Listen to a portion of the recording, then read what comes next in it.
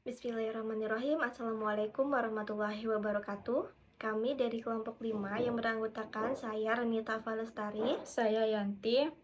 Di sini kami akan membahas materi mengenai pembiayaan murabahah dan istisna.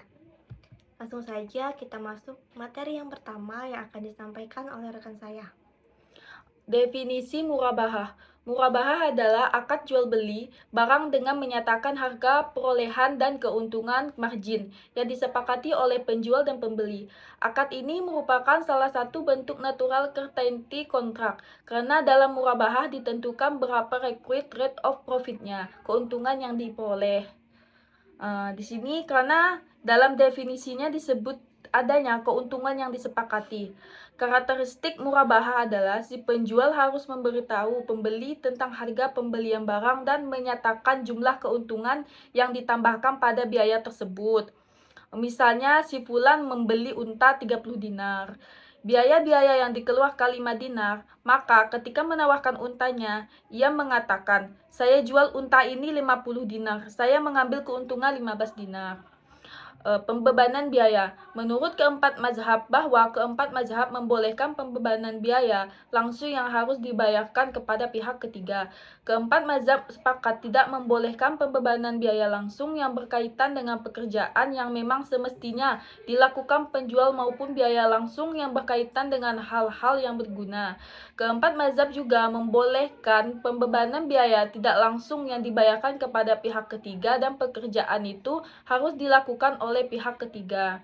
Bila pekerjaan itu harus dilakukan oleh si penjual, mazhab Maliki tidak membolehkan pembebanannya, sedangkan ketiga mazhab lainnya membolehkannya.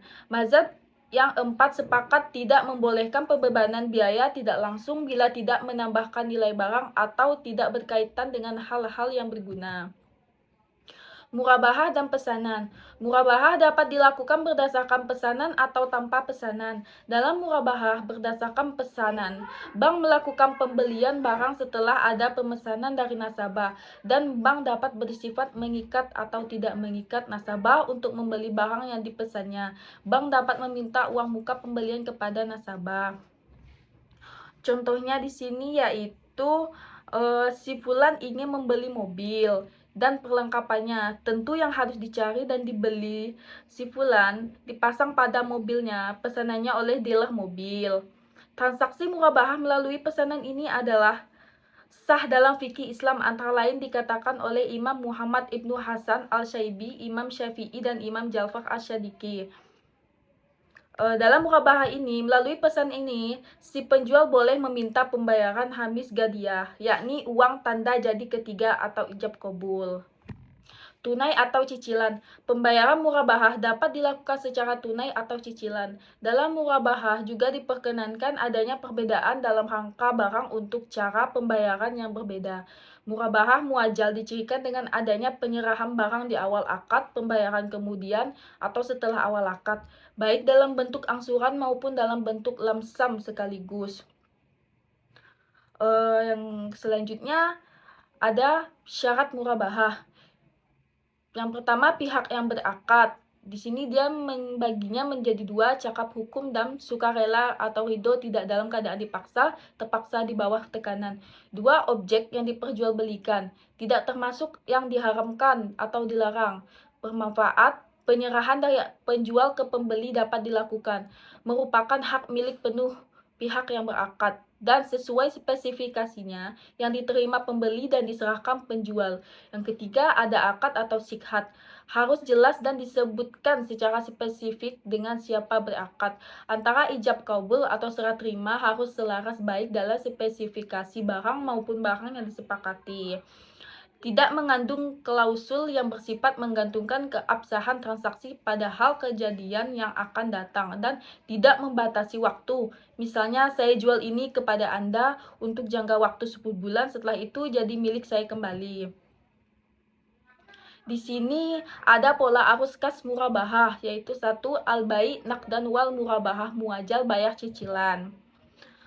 Di sini contohnya yaitu Pak Ahmad membutuhkan sebuah mesin fotokopi pada tanggal 1 Mei 2002 dengan spesifikasinya yaitu merek Xerox, memiliki kemampuan untuk memperkecil dan memperbesar hingga ukuran A0, memiliki kemampuan untuk memfotokopi warna. Untuk membeli mesin ini secara tunai, Bapak Ahmad harus menyediakan dana sebesar 80 juta. Melihat kondisi keuangannya, Bapak Ahmad mengalami kesulitan untuk melakukan pembelian secara tunai. Bapak Ahmad hanya memiliki kemampuan keuangan sebesar 8 juta per bulan untuk mesin tersebut. Untuk memecahkan masalahnya ini, Bapak Ahmad mendatangi sebuah bank syariah untuk meminta pembiayaan dengan memaparkan kondisi kebutuhan dan keuangannya.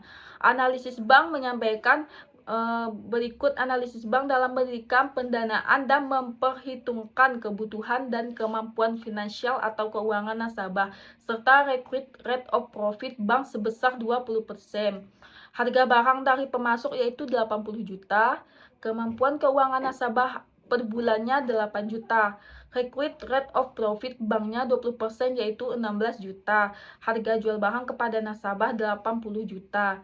16 juta dibagi 96 juta yaitu hasilnya 8 juta. Periode pembiayaannya selama 12 bulan atau 360 hari. Yang kedua ada al-bai nakdan wal murabaha muajal bayar lamsam di akhir. Di sini yang membedakan antara pola arus kas murabahah di atas dan di bawah yaitu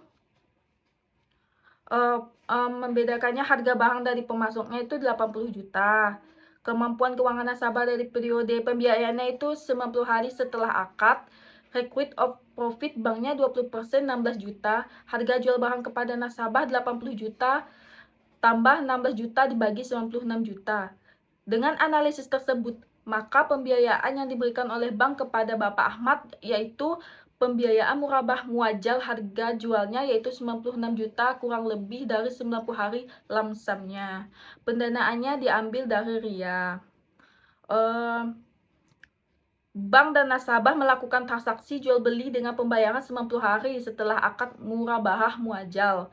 Dengan harga yang disepakati yaitu 96 juta, bank mengambil 20% margin keuntungan dari harga belinya dengan kondisinya. Bank menyerahkan mesin fotokopinya, dan selanjutnya akan dijelaskan oleh rekan saya. Yang kedua yaitu tentang istisna. Definisi istisna. Dalam fatwa DSN MUI dijelaskan bahwa jual beli istisna adalah akad jual beli dalam bentuk pemesanan pembuatan barang tertentu dengan kriteria dan persyaratan tertentu yang disepakati antara pemesan atau pembeli dan mustahni dan penjual, pembuat atau sani. Pada dasarnya, pembiayaan istisna merupakan transaksi jual beli cicilan pula seperti transaksi murabahah muajal. Namun berbeda dengan jual beli murabahah di mana barang diserahkan di muka sedangkan uangnya dibayar cicilan. Dalam jual beli istisna, barang diserahkan di belakang walaupun uangnya juga sama-sama dibayar secara cicilan. Menurut Az-Zuhaili, bai al-istisna ialah kontrak penjualan antara mustahni pembeli dan sani supplier dengan cara pemesanan pembuatan barang seperti bangunan, jalan raya, pakaian, furnitur, sepatu, dan sebagainya. Kedua belah pihak sepakat atas harga serta sistem pembayaran. Apakah pembayaran dilakukan di muka, melalui cicilan, atau ditangguhkan pada masa yang akan datang. Dengan demikian, metode pembayaran pada jual beli murabahah muajal sama persis dengan metode pembayaran dalam jual beli istisna, yakni sama-sama dengan sistem angsuran. Satu-satunya hal yang membedakan antara keduanya adalah waktu penyerahan barangnya. Dalam murabahah muajal, barang diserahkan di muka, sedangkan dalam istisna, barang diserahkan ke belakang, yakni pada akhir periode pembiayaan. Hal ini terjadi karena biasanya barangnya belum dibuat atau belum berwujud. Selanjutnya yaitu syarat istisna.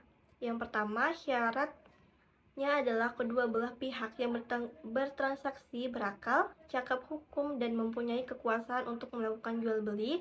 Yang kedua, ridho atau rela dua belah pihak dan tidak ingkar janji. Yang ketiga, sani menyatakan kesanggupannya untuk membuat barang itu. Apabila bahan baku berasal dari mustahni, maka akad ini bukan lagi istisna tetapi berubah menjadi ijaroh. Apabila isi akad mensyaratkan syani hanya bekerja saja, maka akad ini juga bukan lagi istisna, tetapi berubah menjadi ijaroh. Manshu, barang yang dipesan mempunyai kriteria yang jelas seperti jenis, ukuran atau tipe, mutu, dan jumlahnya. Dan barang yang dipesan tidak termasuk kategori yang dilarang, syarat seperti najis, haram, atau tidak jelas, atau menimbulkan kemudaratan, menimbulkan maksiat. Selanjutnya yaitu pola arus kas istisna. Yang pertama, istisna wal istisna, yaitu kebutuhan nasabah. Nasabah membutuhkan satu barang pada masa yang akan datang. Nasabah menghendaki barang sudah dimiliki sebelum periode berakhir. Untuk mendapatkan barang tersebut, bank dapat membayar secara angsuran. Kemampuan keuangan nasabah. Nasabah tidak mampu membayar secara tunai di awal, namun nasabah mampu membayar secara cicilan sebesar rupiah sekian setiap bulannya selama periode tersebut. Ya, struktur akadnya yaitu kondisi kasus di atas, bank dapat memberlakukan model pembiayaan dengan jenis kontrak istisna wal istisna. Akad pertama yaitu istisna 1, pelakunya yaitu nasabah bertindak sebagai penjual barang yang akan menyerahkan barang sebelum periode jet berakhir. Yang kedua, bank bertindak sebagai pembeli barang. Transaksinya yaitu bank melakukan kontrak istisna 1 dengan pihak nasabah ke penyedia barang dengan pembayaran secara angsuran, dan nasabah akan menyerahkan barang sebelum periode jet berakhir. Pembayaran sudah akan lunas sebelum barang diserah terimakan. Akad yang kedua yaitu istisna 2, pelakunya yaitu bank bertindak sebagai penjual barang, yang kedua pihak nasabah bertindak sebagai pembeli barang. Transaksinya yaitu bank melakukan kontrak istisna 2 dengan pihak nasabah. Dalam kontrak istisna ini, bank akan mendapatkan pembayaran secara angsuran dari nasabah. Bank akan menyerahkan barang kepada nasabah setelah adanya pelunasan pembayaran dari nasabah. Sumber nasabah yaitu karena bank menerima pemasukan setiap bulannya, maka pembiayaan ini dapat didanai dengan menggunakan uria, sehingga bank dapat membayarkan bagi hasil setiap bulannya kepada pemegang uria. Yang kedua yaitu pola arus pembiayaan istisna ma'al ijaroh wal murabahah mu'ajjal. Akad istisna ma'al ijaroh wal murabahah mu'ajjal ini adalah akad mu'akrab yang terdiri dari 3 jenis akad tunggal, yaitu akad istisna, ijaroh, dan murabahah mu'ajjal. Kebutuhan nasabah yaitu nasabah membutuhkan suatu barang pada masa yang akan datang. Nasabah menghendaki barang sudah dimiliki sebelum periode Z berakhir. Untuk pengadaan barang tersebut, bank dapat membayarkannya secara angsuran. Kemampuan keuangan, nasabah tidak mampu membayar secara tunai di awal, namun nasabah mampu membayar secara cicilan sebesar sekian setiap bulannya selama periode Z itu. Struktur akadnya untuk kondisi kasus ini maka memberlakukan model pembiayaan dengan jenis kontrak istisna ma'al ijaroh wal murabahah mu'ajjal. Pelakunya akad pertama yaitu istisna, pelakunya yaitu nasabah bertindak sebagai penjual barang yang akan menyerahkan barang sebelum periode jet berakhir. Yang kedua, bank bertindak sebagai pembeli barang. Bentuk transaksinya, bank melakukan kontrak istisna dengan pihak nasabah penyedia barang dengan pembayaran secara angsuran, dan nasabah akan menyerahkan barang sebelum periode jet berakhir. Pembayaran sudah akan lunas sebelum barang diserahkan. Akad yang kedua yaitu ijaroh, pelakunya yaitu bank bertindak sebagai pihak upahan untuk mendapatkan barang yang dibutuhkan oleh nasabah. Dengan demikian, bank akan mendapatkan ujrah atau upah dari nasabah sampai dengan diserahkannya barang kepada nasabah. Pihak nasabah, akad yang bentuk transaksinya itu bank melakukan kontrak ijaroh dengan pihak nasabah sampai dengan didapatkannya barang tersebut oleh nasabah. Dalam kontrak ijaroh ini, bank akan mendapatkan ujrah atau ijaroh fee sesuai dengan kesepakatan. Bank bertugas sebagai pihak upahan yang bertugas untuk mencarikan barang yang dikehendaki oleh nasabah. Dalam hal ini, bank akan mencarikan barang ke pihak ketiga. Ujrah akan diberikan setiap bulannya. Akad yang ketiga yaitu murabahah mu'ajjal, pelakunya yaitu pihak bank bertindak sebagai penjual barang yang telah dipesan oleh nasabah, dan pihak nasabah bertindak sebagai pembeli barang. Transaksinya yaitu bank melakukan kontrak murabahah muajjal dengan nasabah, di mana barang akan didapatkan di awal kontrak murabahah muajjal, sedangkan pembayaran dilakukan secara cicilan di kemudian hari sampai dengan berakhirnya periode kontrak. Kontrak murabahah muajjal ini berlaku setelah kontrak ijarah dengan nasabah berakhir. Demikianlah yang dapat kami sampaikan. Kami mohon maaf apabila dalam penyampaian kami ada kesalahan. Kami akhiri, wassalamualaikum warahmatullahi wabarakatuh.